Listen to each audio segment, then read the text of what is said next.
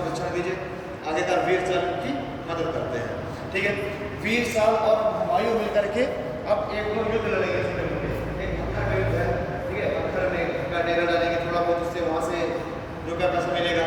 फिर उसके बाद ये लोग सिंध का डेरा डालते हैं। सिंध के शासक ने इसमें मदद करने के लिए मना कर दिया था कि सिंध का घेरा डालेंगे, राणा वीर साहब और ये हुमायूं दोनों मिलकर के। बाद में क्या होगा, सिंध के शासक से, जो सिंध का राजा है, उससे इसकी संधि हो जाएगी।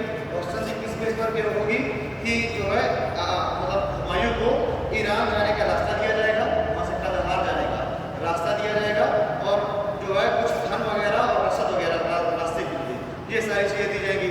इन आधारों पर संधि होती है सिंध के राजा के साथ हुमायूं की। और हुमायूं फिर सिंध से निकल करके कहाँ चला जाएगा, कंदहार चला जाएगा। कंदहार से होते हुए पहुँच जाएगा वो ईरान। ठीक है, ईरान पहुँच गया। ये वाला जो क्षेत्र, ये वाला जो मैंने बताया, जो मैंने पॉइंट बताया था कि हुमायूं का निर्वसन वाला था। तो जैसे 1540 से हुमायूं भारत छोड़ करके निकला, अपना राज्य छोड़ करके, तो उसमें हम ये सब हमको लिखना है कहाँ, हुमायूं के निर्वसन वाले का। तो पॉइंट जो है डाल लीजिए निर्वसन, हुमायूं के निर्वसन का, और उसमें जो है थोड़ा सा लिख लीजिए।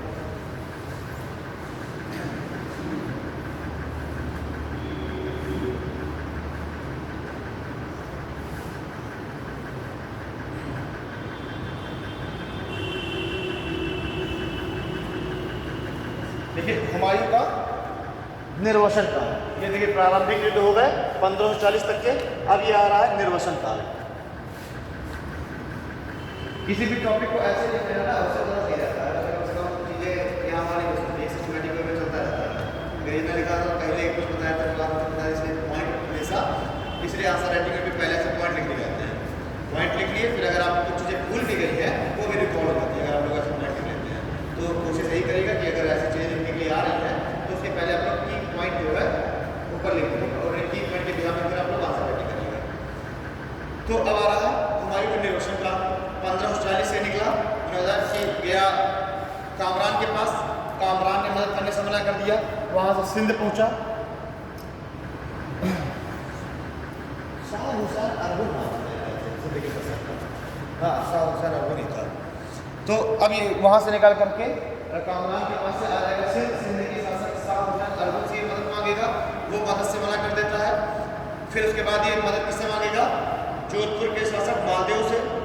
मालदेव से जब मदद मांगेगा तो इसको पता चलेगा कि मालदेव के साथ विश्वासघात करने वाला है। फिर ये मदद की मांग किससे करेगा, अमरकोट के शासक वीर साल से। वीर साल इसकी मदद करते हैं, और वीर साल की मदद से ये क्या कर रहा है, भक्खर के कुछ क्षेत्रों को, मतलब भक्खर में ये घेरा डाल रहा है, उसके जो कबीले हैं उनको हराता है। दूसरा ये घेरा डालता है वीर साल की मदद से किसके ऊपर, सिंध के राजा के क्षेत्र में। सिंध का घेरा डालता है। दूसरा सिंध का जो शाह हुसैन अरबुल है, ये हुमायूं से पॉइंट जरा लिखते जाओ, ठीक है ना। शाह हुसैन अरबुल क्या करेगा, इससे संधि करेगा, और संधि के आधार क्या है कि इसको जो है ईरान जाने का मार्ग दिया जाएगा, और कुछ धन वगैरह तथा रसद सामग्री प्रदान की जाएगी।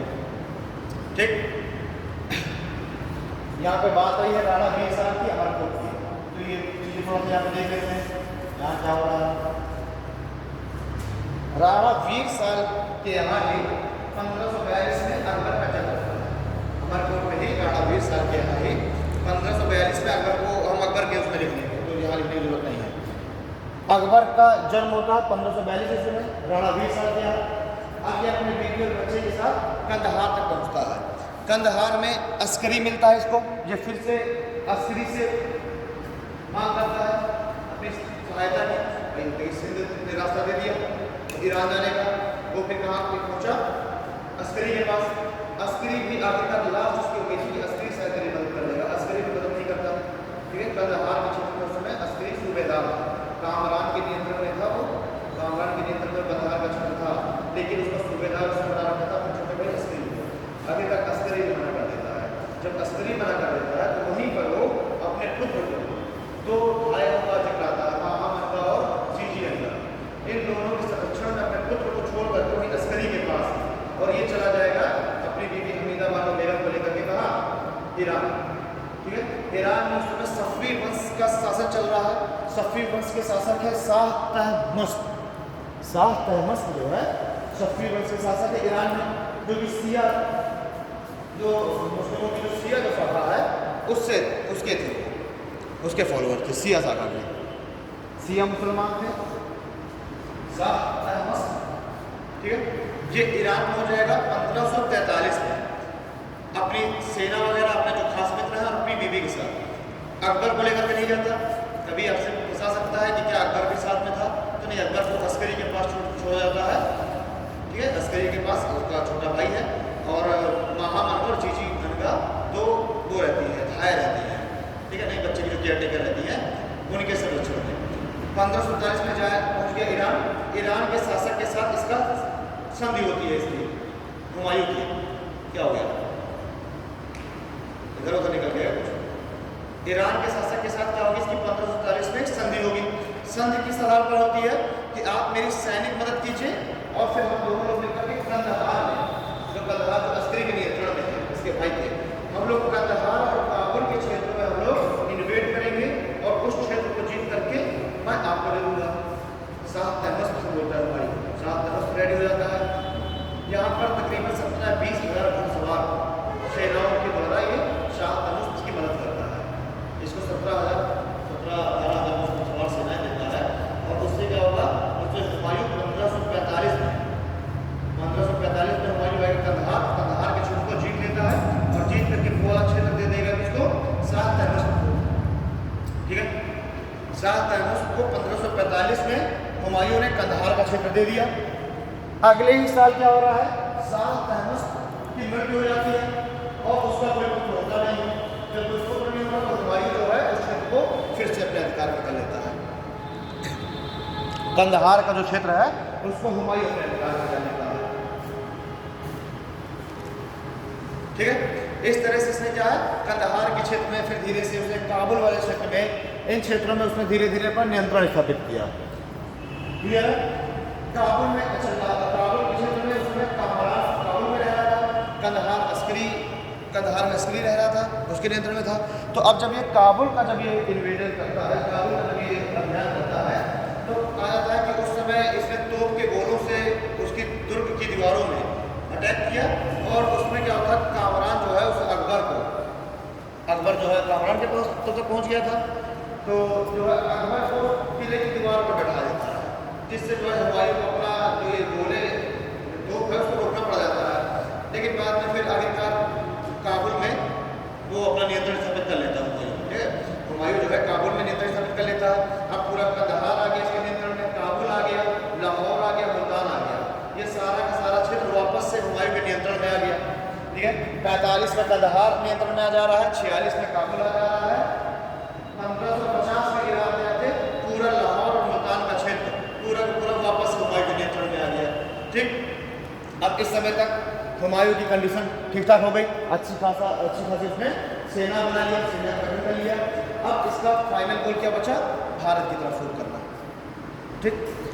ये हम लोगों ने देख लिया इसका कि निर्वसन काल वाला दौर, पूरा पीरियड।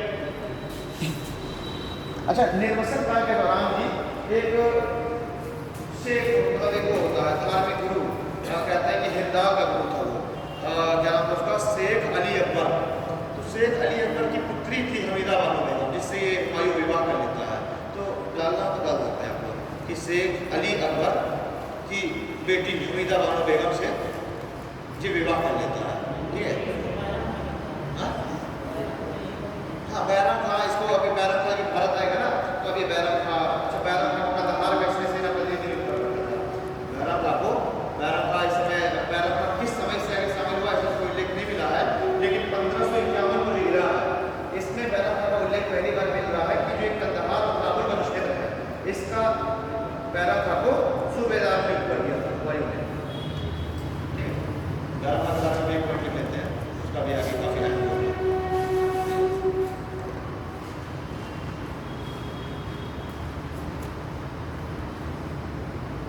क्या लिखे अभी हम लोग, हमीदा बानो बेगम से विवाह करता है, 1552 के बाद अक्बर हो जाता है, ठीक। अब ये 1551 में देखें, 1551 ईस्वी तक आते आते इसने पूरे पंजाब के क्षेत्र में, पूरे काबुल और मुल्तान के क्षेत्र पर इसने अपना अधिकार स्थापित कर लिया। लाहौर मुल्तान का जो क्षेत्र है उस पर इसका हुमायूं का 1551 तक आते आते इसका अधिकार हो गया। 1551 में ही बैरम खान का हमें देखने को मिल रहा है। बैरम खान को एक कंदहार का सूबेदार नियुक्त कर देता है। बैरम खान को इसने कंदहार का सूबेदार नियुक्त किया हुआ था 1551 में।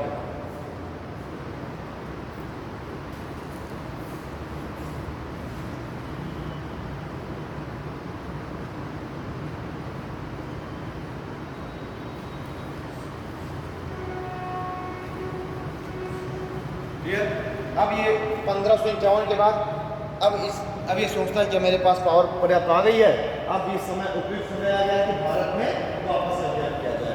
तो अब ये भारत का अभियान करने का प्लान बना रहा है। तो अब ये हमको अब देख लेना है भारत में पुनर्आगमन एवं युद्ध। अब वो वाला पॉइंट हम लोग डालेंगे, भारत में पुनर्आगमन।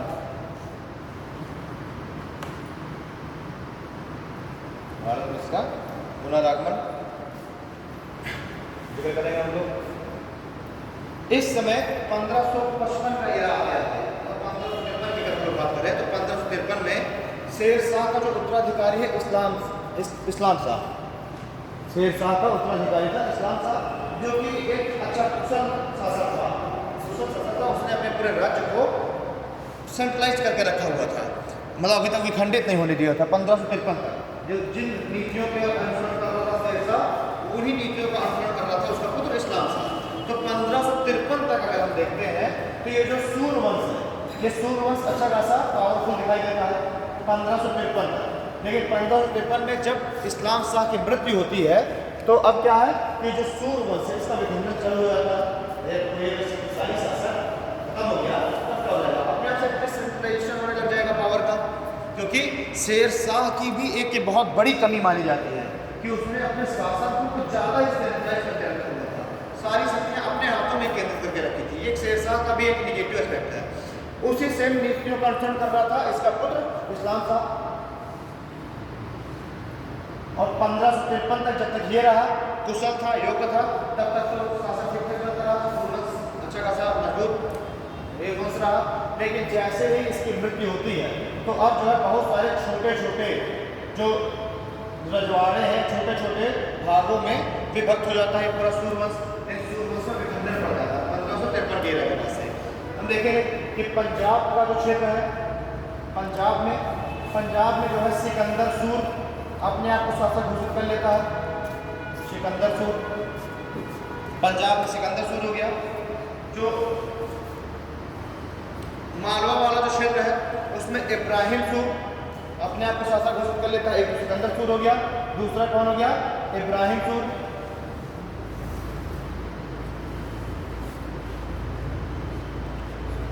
ठीक है। और फिरोजा वाले क्षेत्र में, इस वाले पूरे क्षेत्र में और जो मध्य वाला क्षेत्र है इसमें आदिल शाह ये अपना राज्य स्थापित कर लेता है।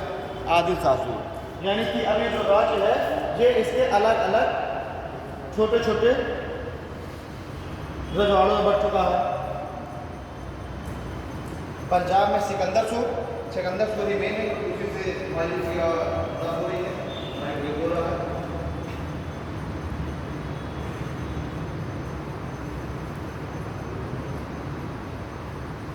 ठीक, सिकंदर सूर हो गया, इब्राहिम सूर हो गया, आदिल शाह सूर। वही मध्य भारत की चुनार वहाँ का जो क्षेत्र है, बिहार और चुनार का जो क्षेत्र है, इसमें कौन है, इसमें आपका आदिल शाह सूर है।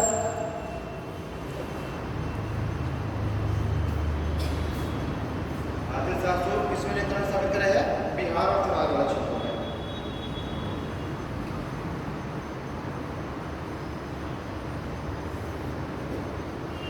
क्लियर।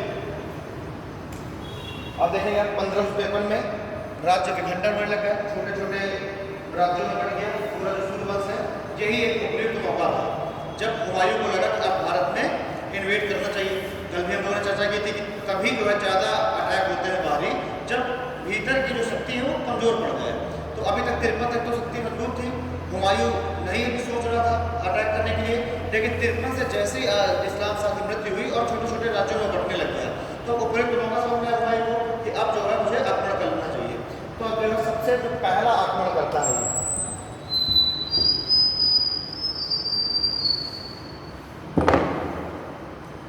नवंबर 1554 में।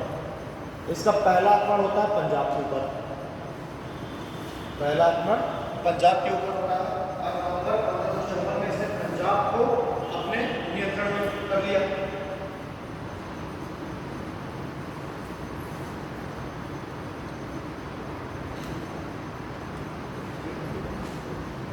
अपने नियंत्रण में कर लिया इसने नवंबर 1554 तक इसको पंजाब को। इसके बाद इसका जो अगला आक्रमण हो रहा है ये हो रहा है मच्छीवाड़ा, एक जगह है।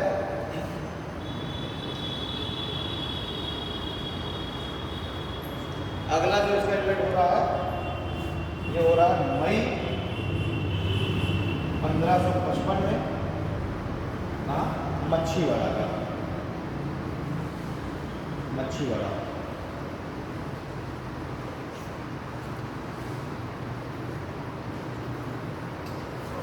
मई 1555 में किसके किसके बीच हुआ?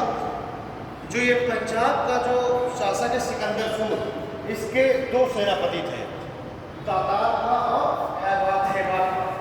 तातार का और हैवात का, तो वो दोनों सेनापति थे। मतलब सिकंदर सूर ने अपने सेनापतियों को भेजा था। और दूसरी तरफ कौन है? हुमायूं। तो तातार का, हैवात का और हुमायूं के बीच में मच्छीवाड़ा युद्ध होता है, जिसमें वो दोनों सेनापति हार जाते हैं, हुमायूं की विजय हो जाती है मच्छीवाड़ा की।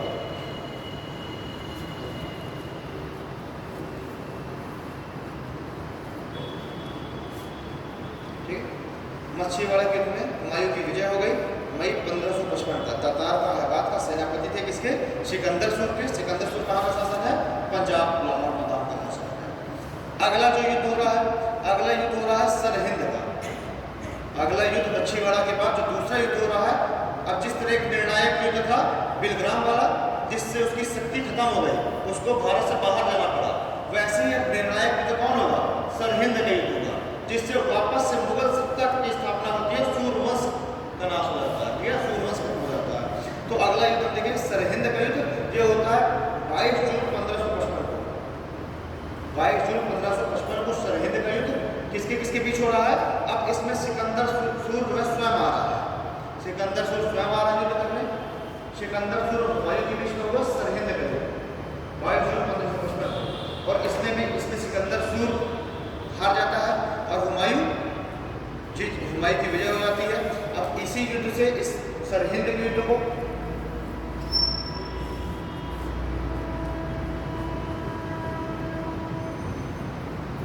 सरहिंद का युद्ध 22 जून 1555, इसको भी हम लोग निर्णायक युद्ध बोलेंगे। ये भी क्या है? निर्णायक युद्ध है। और कैसा निर्णायक युद्ध है कि इससे सूर्यवंश की समाप्ति हो जाती है और मुगल वंश की दोबारा से स्थापना हो जाती है।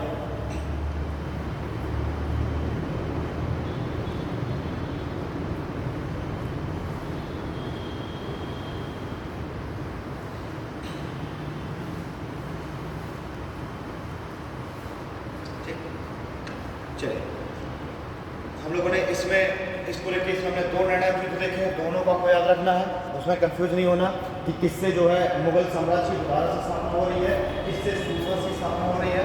कौन वाले युद्ध के बाद सूर्यवंश का खात्मा हो रहा है। आप लोग लास्ट पॉइंट एक है वो देख लेते हैं,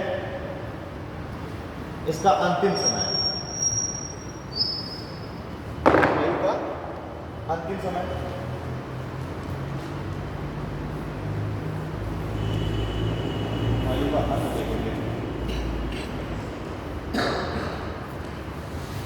इतिहासकार लेनपुल ने कहा है कि हुमायूं जो है बहुत ही खराब किस्मत वाला आदमी था।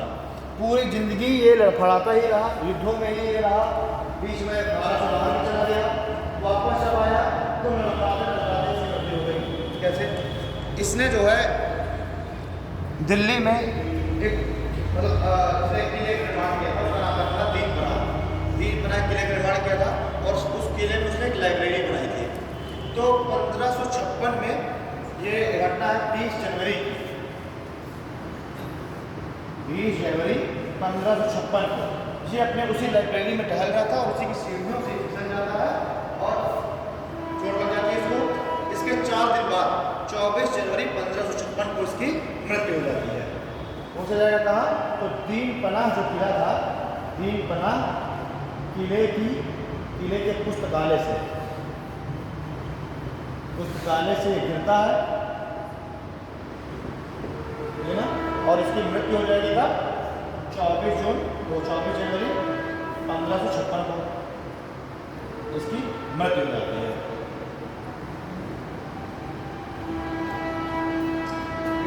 24 जनवरी 1556 की मृत्यु हो जाती है। कुछ चीजें इसके बारे में कुछ चीजें देख लें हम लोग। ये जो है ज्योतिष में बहुत भरोसा करता था।